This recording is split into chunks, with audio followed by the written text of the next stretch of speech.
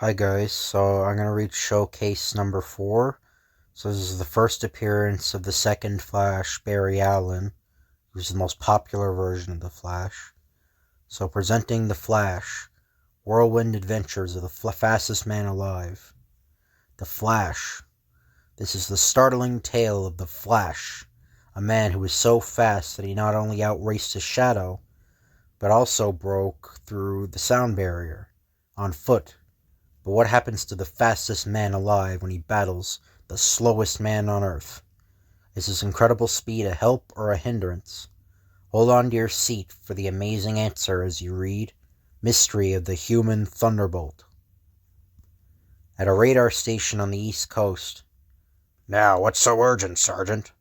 Just look at the screen, sir. We picked up a strange object, sir. Not a UFO, not an unidentified flying object. Beep, beep, beep, beep, beep, beep, beep, beep, beep. It's on the ground, traveling faster than anything known. Beep, beep, beep, beep, beep, beep. Sir, look. It just cracked the sound barrier, and its speed is increasing. Beep. What could it be? Nothing on Earth is as fast as that. Now let's turn time back a short while when over Central City an unexpected storm rages. Electrical bolts striking jaggedly in all directions. While in the police laboratory, scientist Barry Allen chuckles over an old magazine. What a character the Flash was, battling crime and injustice everywhere. And what a unique weapon he had against the arsenal of crime. Speed, supersonic speed, undreamed of speed. I wonder what it would be really to be like, to be the fastest man on Earth. Well, I'll never know. The Flash was just a character some writer dreamed up. Shortly after, as the scientist returns to a test he is making, every criminal known to science is here, sufficient to perform any experiment. Just then the lab explodes with blinding light, as a bolt of lightning streaks in. Long moments pass. Slowly, the dazed scientist comes to his senses. Lightning certainly is unpredictable. It knocked me over, but it didn't scratch the cabinet. Then it smashed only certain of the chemicals, and it gave me a bath in them. Still slightly dazed, Barry Allen leaves for home. If I don't reach the cab before it leaves, it will be hard finding another one at this time of night. I'm too late, there it goes.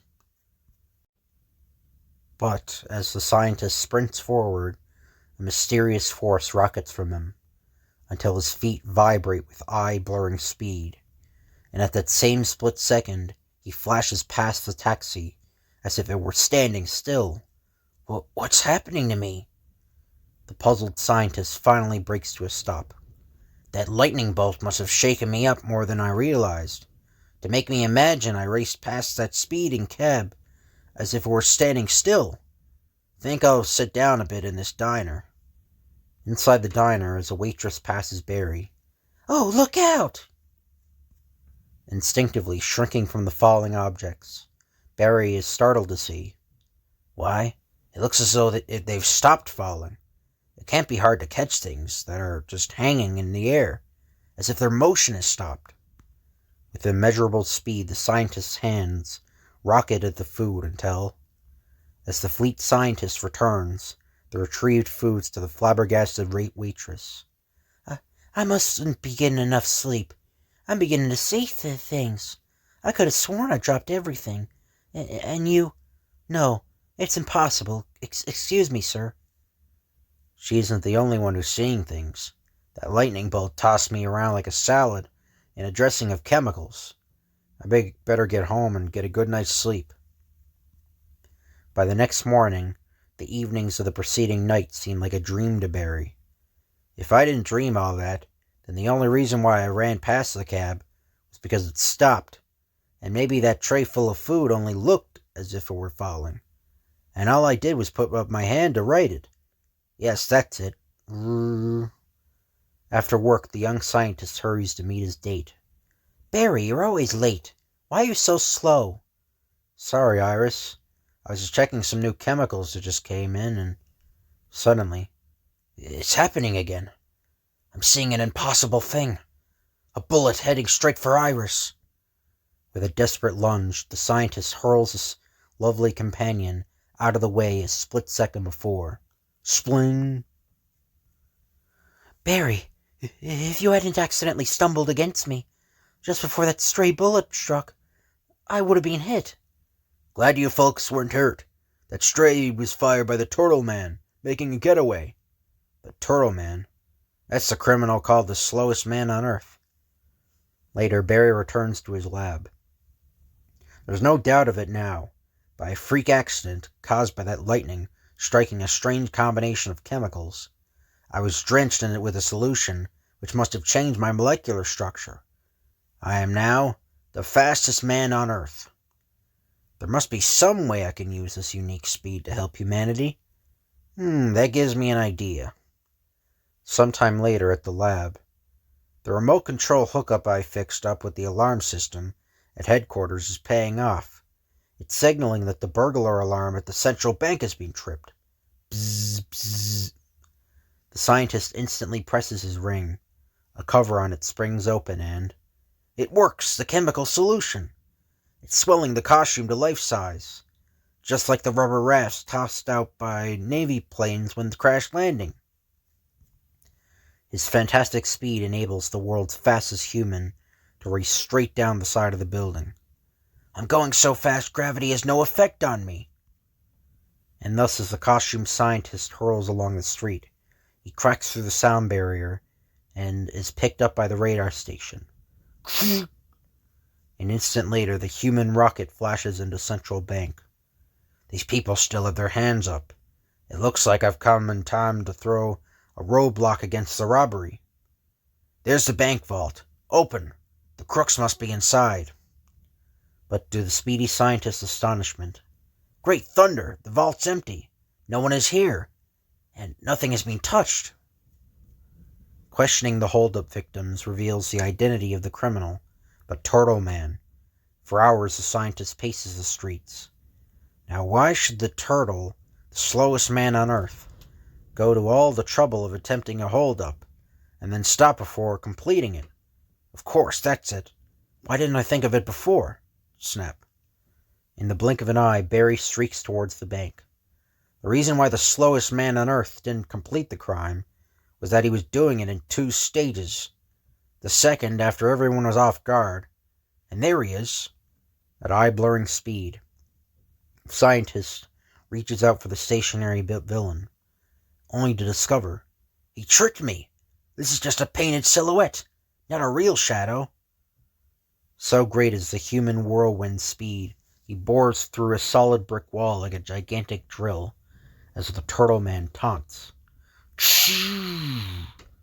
He doesn't know I anticipated his return after I saw him enter the vault where I was hiding. Ha ha ha. By the time Barry regains his senses, I gotta watch myself. The Turtle Man is using my speed as a weapon against me. Looks like he went underground. Into the underground opening, the pursuing scientist drops. All these sewers empty out into the river. I'll catch up to him there. At a mind-staggering speed, the human whirlwind rockets through the labyrinth sewers ways until... There's the Turtle Man. He must be mad thinking he can escape in a slow-moving rowboat. Using his hand to paddle, I'll catch up to him in this fast speedboat. I must remember to thank the owner of the speedboat for helping me capture the Turtle Man. But if the speedboat lunges forward, the boat's sinking right under me. The Turtle Man must have booby-trapped it. Ha ha ha. The Scarlet Speedster quickly leaps out of the sinking boat and... I'm moving at such speed that my feet haven't had time to sink into the water. I'll be up to the Turtle Man in a twinkling. But... tricked again. My own speed vibrations are pushing the rowboat beyond my reach. I can't catch it by running after it.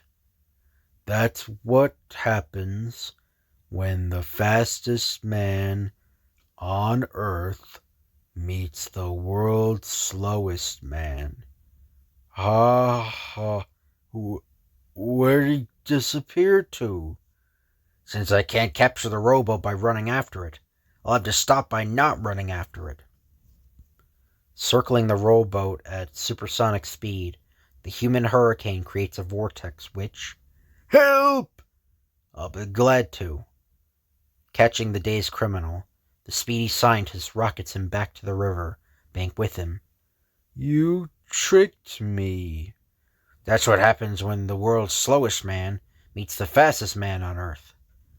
As the newsmen who cover the waterfront excitedly interview Barry, "You certainly captured that character in a flash, mister." I don't know. I think that's Iris talking, or maybe that's a guy. "You certainly captured the character in a flash, mister. What do you say your name was?" "You just said it. The Flash." Later, a startling speedster returns to his secret identity. "Read all about the Flash, the fastest man in the world." How exciting would it be to meet a man like that? But I guess it's just an idle dream. Some dreams come true, Iris. In the end. But there's a second story, so the Flash. "You'll have to get past those heat rings to capture me, Flash. And no human can do that. No ordinary human." A slip of time propels an exiled criminal of the future to our era, setting the stage for an amazing conflict between the super scientific thief and the super fast Flash. Victory shifts from one contestant to the other, until each realizes that a final triumph can only be gained only by the man who broke the time barrier. One morning, as Henry Brown switches on his electric shaver, "I better hurry if I'm to get to work on time. Luckily, it doesn't take me long to shave." Amazingly, the next moment, "My shaver! It's flying out of my hand!" Bzzz. Soon after, as the television serviceman replaces a worn-out tube, "This new tube will... Hey! Something's yanked it out of my hand!" Meanwhile, at the local police station, "And when I opened my car hood to check the oil, the generator popped out and flew away." That mystery thief again. In the police laboratory, Barry Allen of the Scientific Detection Bureau is engaged in an experiment. Strange about those puzzling thefts and the mysterious ways the objects were stolen. Suddenly, great thunder! The beaker which I was pouring my solution, it's gone! With startling speed, the young scientist whirls. "Who's that? Someone going out. I better see who that is. At super speed." As Barry Allen touches the ring on his finger, its cover snaps open, and a colorful uniform is ejected, expanding instantly. In less time than it takes to name him, Flash appears. First, the chemical solution I was pouring vanishes, beaker and all. And then an unknown figure slips out of the lab. I gotta get after him. A split second later, in a side street nearby, there he is! Someone's coming after me. As the fastest man alive darts at his target, shooting rings at me. Rings of intense heat. The rings are getting hotter and hotter. Just like flame, the red rings are the least hot. The yellow ones are hotter, and the blue-white are the hottest of all. Spinning around with incredible speed, Flash creates a wind that cools off the rings and lifts them skyward. While I was avoiding the barrage of heat rings, the amazing thief who shot them at me escaped. Shortly, at the outskirts of the city, "I've got to be more careful from now on. I never dreamed I'd come against anyone with such speed of motion in this primitive 20th century. More than that, and than ever now, I must get back to my own time and get my revenge. I remember my last moments in my own era so clearly. I was standing on the capsule platform, and the judge was reading my sentence. 'The court has found you an incorrigible thief, Mazdan. Therefore you are to be exiled into the future via a time capsule. Your prison will be the Earth of the 50th century. A desolate planet. No prison, whatever or wherever it is, can hold me. I'll be back, somehow, and beat the law. The time capsule was closed and fired. A shock of tremendous vibration went through me inside it. But somehow, by a freakish accident, the capsule did not go forwards in time, but backwards, into the past, to this crude 20th century. With the help of my magnetic rod, I've stolen the objects I need to propel the time capsule back into the future. Now I have to strengthen the capsule's shielding metal with gold. Shortly after, the time exile approaches a bank. I remember from ancient history books that the people in this age sometimes kept their gold in banks, like this one. It's closed, but that won't stop me. Moments later, as a frantic policeman telephones headquarters. Send help! There's a guy blasting his way into the bank on Clover Street. I tried to stop him but couldn't get near him. At police headquarters, as the sergeant reports what has happened. And the weapon he's carrying shoots off rings of heat. Rush right over to the Clover Street bank. Rings of heat. Seconds later, a flashing figure streaks across the city. That description fits the strange thief who escaped from me earlier in the day. I'll reach the bank before he can get away. There he is, and this time his heat rings won't stop me from capturing him. The Scarlet Speedster. As the deadly heat rings fly at Flash, it's always the coolest at the center of a flame, and should be true of these rings too. Besides, traveling at super speed, the heat hardly affects me. Then, past the last ring, now it's my turn to put the heat on you. In jail. Later, at police headquarters. Imprisoning me in this primitive barred cell. Ah! They stripped me of all my possessions, but they didn't know I wear a special contact eye lens, which I can put to good use here. As Mazdan directs his lens at the overhead electric light. My chemically treated lens magnifies that electric light's heat long enough to melt the metal lock on this door. Soon after, Sergeant, the strange weapon and the gold we took from the prisoner is gone. So is he. In the lab, scientist Barry Allen hears the news. A thief who can melt cell door locks is too dangerous to remain at large. I gotta catch him again. It's the Flash. My foe seems to have all sorts of mastery over heat, and that will be the means I will use to track him down. At super speed, I can detect the slightest differences in temperature. Wherever he went, there are traces of raised temperature in the objects he passed. With amazing sensitivity, the world's fastest human follows the trail of heat. He crossed this intersection. Heat coming from that bridge railing. The trail's getting hotter. Shortly after the city's outskirts, there he is, in that strange gold-coated projectile. I gotta get to him before he can close the door. With a burst of super speed, the human hurricane reaches his quarry. Let go! Not until you tell me who you are and where you came from. Shortly, as the trapped thief from the future tells his story. So you see, it's to your interest to let me return to my own age. I'll never come back to bother you or your civilization again. Swiftly, the Flash's keen scientific mind probes the secrets of the time vehicle. Your time capsule works by heat, tremendous heat. When you take off, the resultant blast will be great. Yes, it would blast out a crater, at least 10 miles in diameter. Didn't you give any thought to the people who live in that area? They'll all be killed. Only a few thousand, hardly important. I consider them important, Mazdan, and to make sure no one is harmed, I'm going to take you back to your future era. Without a time capsule? Impossible. Not with my super speed. By traveling fast enough, close to the speed of light, I can set up vibrations that'll project our bodies into the future. This racetrack that's not being used right now is a good place for me to get up speed. Here we go. It's Flash! As the speed of the world's fastest human swiftly increases. He's just a blur. Look, he's fading out of sight. Then, as the rate of the champion speedster hits a certain level, did it. We're passing through the mists of time. Suddenly, on the future time track, a roadblock appears. Going. This must be the time barrier some scientists theorize about.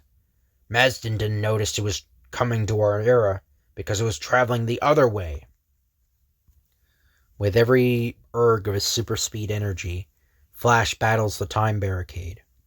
Like running on a treadmill, hardly moving forward at all. Faster, gyrate the Flash's legs, till finally, I broke through the time barrier. Shortly in Mazdan's era. And so, to see justice done, I have brought Mazdan back to this court, Your Honor. When we put him in the time capsule again, we'll make sure that he travels into the future where he belongs. Good. Then I'll be on my way. Then, another super spurt of speed. Flash is slowing down again. We can see him again. Oh, wait, he's slowing down. We can see him again. Strange. It seems hours to me since I left here. But actually, by our clocks, it must be only a moment that I was gone. In the police laboratory sometime afterward. You know, Barry, weeks have gone by and not another case of those strange robberies. I guess the thief was caught, and so serving time somewhere. The end. So I hope you guys enjoy this video. If you could like, comment, and subscribe, that'd be appreciated. Thank you all for watching, and I'll see you guys later.